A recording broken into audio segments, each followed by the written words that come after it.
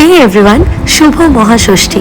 North south কলকাতাতে অনেক হলো, বাট নর্থ সাউথ দেখতে দেখতে যেন এই প্যান্ডেলটা তোমাদের চোখ থেকে মিস না হয়ে যায়, তাই চলে এলাম তোমাদের সাথে এই ব্লগটা শেয়ার করতে। দেখতেই তো পাচ্ছ, পুরো প্যান্ডেলটা কিন্তু একদম বাঁশের করা। ওয়েট, এটা কিন্তু প্যান্ডেল নয়, এটা জাস্ট এন্ট্রি। পিকচার अभी भी बाकी है मेरे दोस्त।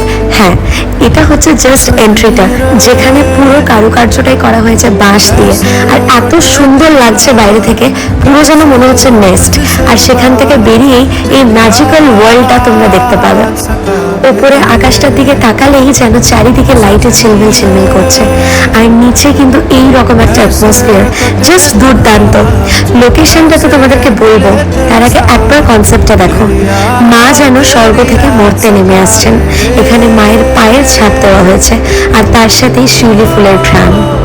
এই সামনেই কিন্তু দেখতে পাবে তোমরা একটা শিবলিঙ্গকে প্রথমেই রাখা হয়েছে, আর তারপর এখান থেকে ভেতরে ঢুকে যাচ্ছে কিন্তু আসল প্যান্ডেলটা, যেখানে মায়ের অবস্থান।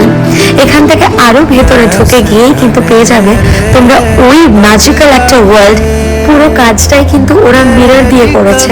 ওপরটা এত সুন্দর লাগছিল, মনেই হচ্ছিল না এই প্যান্ডেলটা কিন্তু কলকাতারই।